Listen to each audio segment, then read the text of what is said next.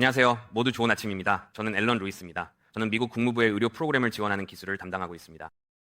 저희는 전 세계 외교 공간에 근무하는 미국 정부 직원과 그 가족들에게 1차 진료, 예방 진료, 응급 의료 서비스를 제공합니다. 저희는 170개국에 200개가 넘는 진료소를 운영하고 있으며 일 500명의 직원이 7만 명의 환자를 돌보고 있습니다.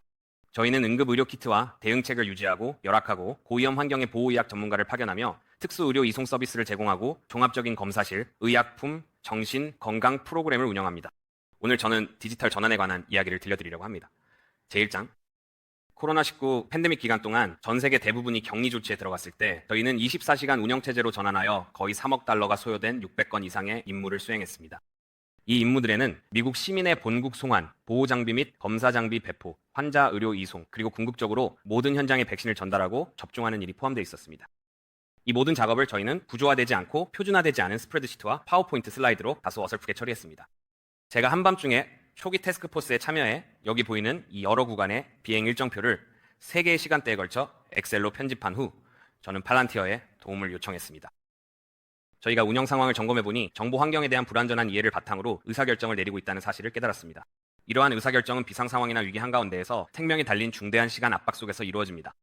따라서 우리는 모든 변수를 제때에 종합할 수 없었기 때문에 인식하지 못한 채 임무와 부대의 위험을 감수하고 있었습니다. 총 30가지의 데이터 집계, 분석, 그리고 프로세스 자동화 활용 사례를 발견했습니다. 현재 이 프로그램은 응급의료 프로그램의 처음부터 끝까지의 라이프 사이클과 더 넓은 운영의 모든 기능 영역을 아우르는 60개의 실무 애플리케이션을 보유하고 있습니다. 우리는 임상 자격을 관리하고 대응이 필요한 위협이나 사건을 사전에 식별하며 모든 훈련과 작전을 계획하고 추적하고 데이터를 기반으로 자원을 배분할 수 있습니다. 이제 우크라이나의 원자력 시설 근처에서 공격이 보고되면 우리는 즉시 키예프의 요오드 정제가 몇 개 있는지 파악할 수 있습니다. 2장. 2023년 미국 대부분의 의료 시스템이 전자 의무 기록을 도입한 지 10년이 넘었음에도 불구하고 우리는 여전히 모든 임상 진료 기록을 종이로 작성하고 있었습니다. 여기에 보이는 것은 창구에 최대 30년 동안 보관되는 전 직원 차트의 일부에 불과합니다. 현재 직원이 이동할 때마다 그들은 자신의 차트를 새 근무지로 직접 들고 갑니다. 한편 15년에 걸친 세 번째 자체, 전자의무기록 EHR 도입 시도도 좌절되었습니다.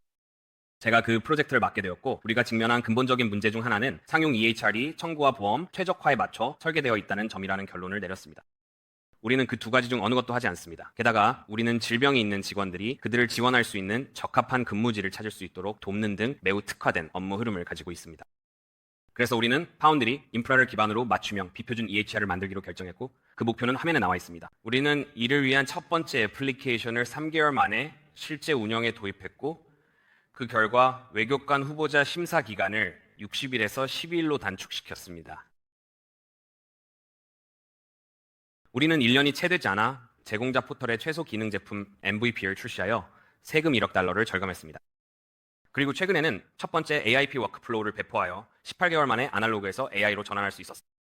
이제 우리가 수행하는 모든 진료 기록이 디지털로 문서화되며 부서에 새로 입사하는 직원들은 종이 차트를 볼 일이 전혀 없습니다. 다음으로 이 두 플랫폼이 어떻게 연계되어 우리의 가장 위험한 임무인 고감염성 질병 환자의 생물격리 의료 후송을 수행하는지 보여드리겠습니다. AX이엄, 즉 우리의 엔터프라이즈 데이터 관리 플랫폼에서는 소규모 위협 분석가 팀이 우리 직원, 시설, 항공기 근처에서 발생하는 새로운 역학적 및 동적 위협을 모니터링합니다. 예를 들어 레바논의 한 창고에서 폭발이 발생하면 우리가 대응하고 관련 계획을 수립할 수 있는 시간은 매우 제한적입니다. 따라서 우리는 전 세계에서 발생하는 상황을 사전에 모니터링해야 하며 이 과정에서 수천 개의 데이터 포인트가 생성됩니다. 이 시나리오에서 시스템은 다양한 오픈소스 피드를 집계한 후 여러 감염병 보고를 분석가에게 알리고 우리 시설 중 한 곳 근처에서 조기 발병을 식별합니다. 분석가는 AIP를 활용해 검색 범위를 넓혀 이러한 매우 특수한 분야에 대해 전 세계적인 커버리지를 제공할 수 있습니다. 이러한 사건들의 신뢰성과 심각성을 평가한 후 우리는 영향을 받는 시설에 신속하게 이해하기 쉬운 보고서를 배포해야 합니다. 보고서는 사용자가 편집할 수 있는 제한된 분석과 함께 생성되며 적절한 보안 등급을 적용한 뒤 발송할 수 있습니다. 이제 이 시나리오에서 인근 보건부서는 이 보고서를 받아 예방조치와 선별, 대응을 강화하게 됩니다. 이제 보건부서에서 우리 환자인 제이는 독감과 유사한 증상을 보이고 있으며 직원들은 환자의 차트를 신속하게 불러올 수 있습니다. 이제 우리는 이 임상 진료 과정을 문서화할 것입니다. 당연한 얘기지만 한 번에 한 사람만이 실제 차트를 소지할 수 있습니다. 저희가 뒤에서 순차적으로 시연하고 있지만 실제로는 행정 직원이 인구 통계 정보를 업데이트하는 동안 간호사가 활력 징후를 기록하고 예방접종 기록을 갱신하며 주 증상을 입력하는 동시에 의료 제공자가 나머지 진료를 진행할 수 있습니다. 이것은 환자 경험의 향상일 뿐만 아니라 방문의 행정적 효율성을 높여주며 환자 기록의 책임성, 보안, 그리고 무결성을 유지하는 데 매우 중요합니다. 또한 이 진료 과정을 작업한 저희 팀은 6명이었고 그 누구도 기술적 배경을 갖고 있지 않았으며 실제로 팔란티알가 이 과정을 구축한 것도 아닙니다. 저희가 만든 것은 임상 진료 과정을 기본 구성 요소로 표준화하는 도구였으며 이 구성 요소들을 추가하고 배열하여 다양한 진료 유형을 만들 수 있습니다. 그리고 대부분의 설정 작업은 저희 임상의들이 직접 했습니다. 진료가 끝나면 검사실 검사가 처방됩니다. AXDM에서 관리되는 보건소의 재고가 확인되어 장비가 사용 가능한지와 검사에 필요한 소모품이 준비되어 있는지 점검함으로써 실제로 가능한 검사만 처방할 수 있도록 합니다. 이제 검사실 기술자가 결과를 스캔하여 환자 기록에 추출 및 업로드합니다. 이 정보가 추출되는 동안 시스템은 처방한 의료진 목록과 대조하여 결과를 열린 진료 기록에 연결합니다.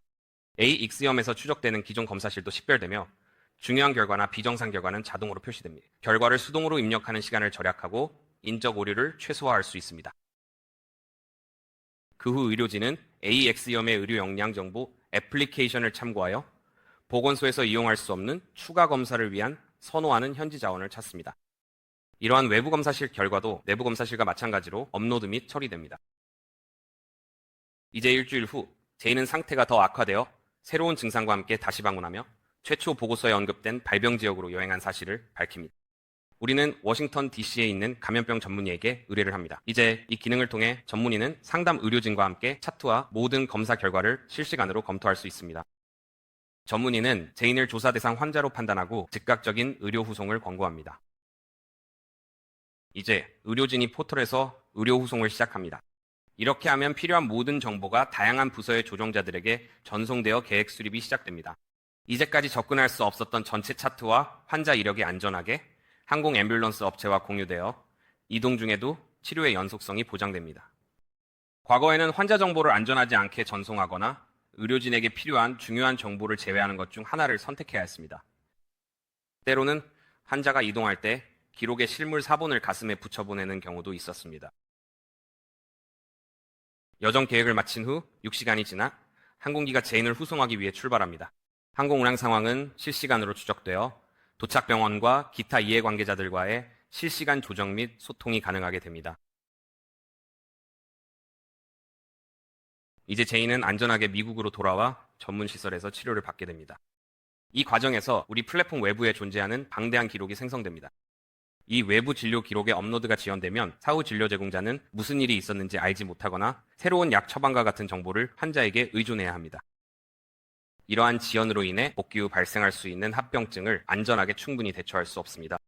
이제 최소한의 수동 입력만으로도 우리는 AIP를 활용해 우리 진료 외부에서 생성된 모든 종이 기록을 태그하고 색인화하며 분석하여 환자가 복귀하기 전에 차트의 일부로 만들 수 있습니다. 우리는 전자처방 서비스의 약물 목록과 같은 상위 데이터 소스를 활용해 AIP의 범위를 설정함으로써 구조화되고 정제되며 검증된 데이터만이 사용자에게 차트에 추가할 수 있도록 제공됩니다. 다음 단계에서는 올해 말까지 파운드라이로 완전히 구축된 환자 포털을 5만 명의 사용자에게 배포할 계획입니다. 동시에 우리는 예약 및 환경 임상 인텔리전스와 같은 다음 단계의 AIP 활용 사례를 개발하고 있으며 이를 통해 우리 환자들이 세계 어느 곳에서 근무하든 서구 표준 이상의 진료를 받을 수 있도록 할 것입니다. 이것이 바로 우리가 파운드리와 AIP를 활용해 생명을 구하는 역량을 어떻게 향상시키고 있는지에 대한 이야기입니다. 들어주셔서 감사합니다.